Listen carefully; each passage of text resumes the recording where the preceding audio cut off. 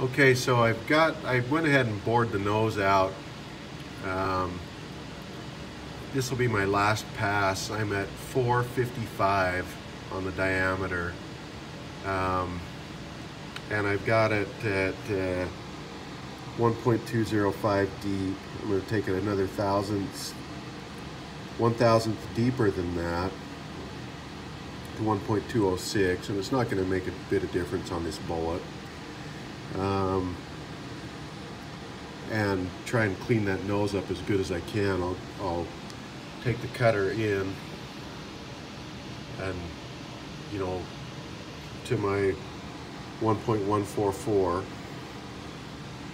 and pull it back to 458, and then take it up into the 1.206, then take it back to 400, and that should give me a nice, relatively flat nose, which it isn't going to matter too terribly much because we're going to slam it down the barrel with a ramrod. So if there's a little bit of a cup or a little bit of a dimple in that nose, it's not going to make a bit of difference. So let's see if we can get you set in the patented sheet metal tripod here where we can see what's going on.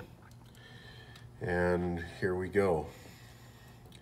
And hopefully when I get in there, let me run that in a little bit and see what it looks like. I'm hoping it doesn't go off camera, and it shouldn't. It should be okay. So here we go. Final pass.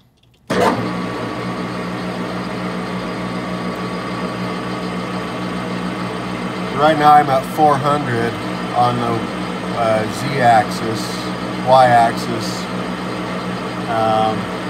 Z on my DRO. I'm going to 1.144 on the X.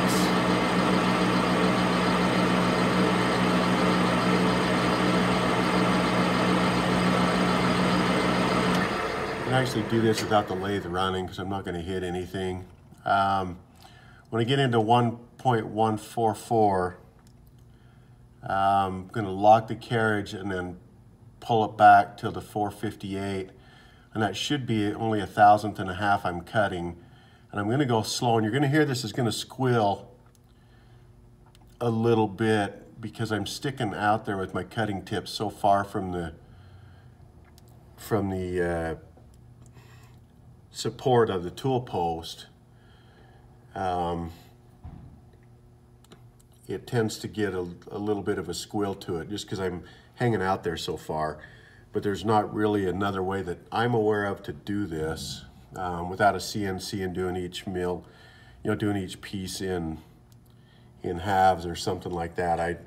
I don't know of another way to do it. So, and this has always worked good for me. So anyway, we're at about 1.14. I'm going to start the mill or the lathe because it always moves just a little when I start. Then we'll dial it up to 1.144. Come back to 458, and then we'll move into 1.206, back to 400, and then draw out. Okay,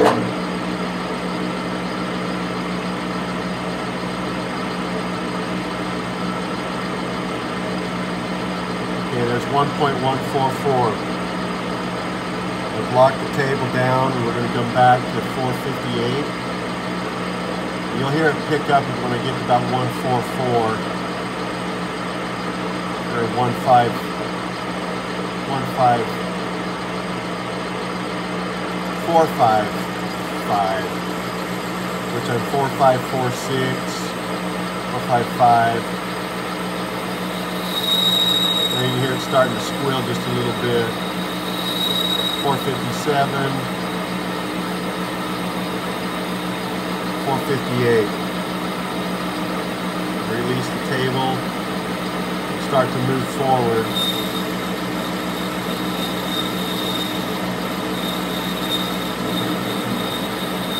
$160, $170, $180. Is that radius on that cutter starts to engage more of the part, it picks up more of the squeal. But it is hanging out there quite a ways.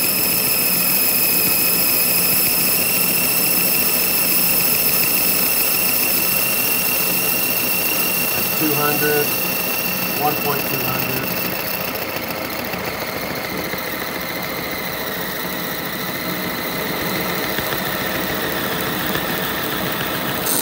204. I'm really moving a lot slower here. 1.206. Let's take it to 1.207.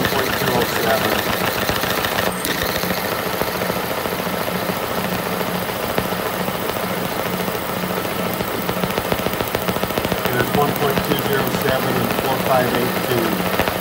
And then I move it back 400. That nose out of there. You hear it cutting a little along the tip there.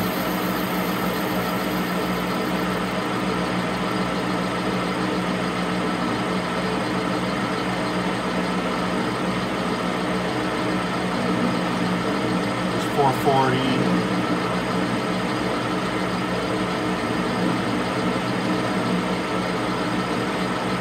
430.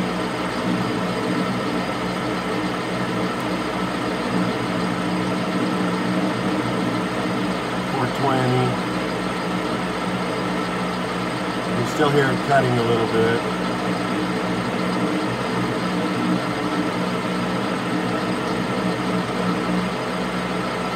410.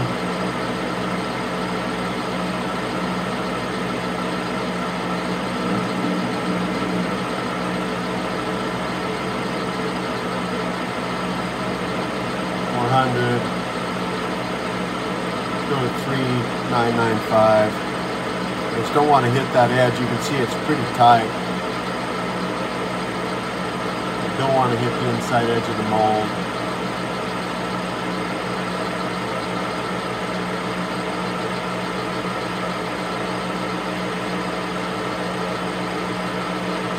And there's 395. We're going to back out.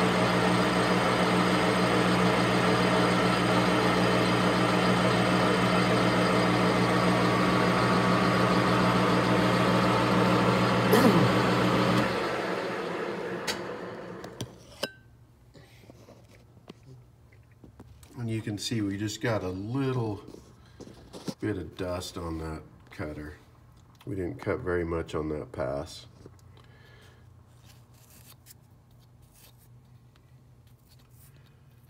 I'm hoping that radius looks pretty clean on the tool. I'm hoping it's clean up inside the nose of that bullet. Got a little bit of a rounded corner here. It was tough to get in there with a grinder and give a good sharp corner, but once you run that through a sizing die, and get some lube in the grooves, it's not going to make a difference.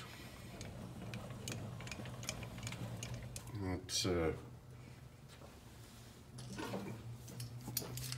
blow this out and see if we can see up inside of there.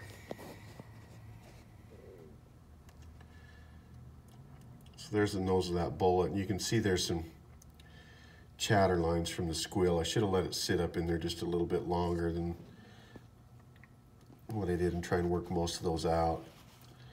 I'll probably, once I get this cut all the way, I'll probably throw some lapping compound on a bullet, stick it in there and lap that nose a little bit. But those lines that you can see, I'm zoomed in pretty good.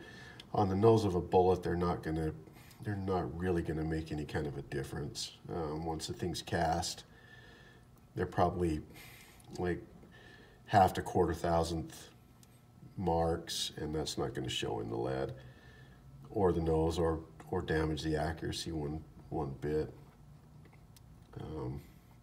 So anyway, the next is to cut the lands on the bullet. So I've got to find a tool that'll fit in there, or I may have to build a new tool to cut those, and we'll pull it out of the lathe.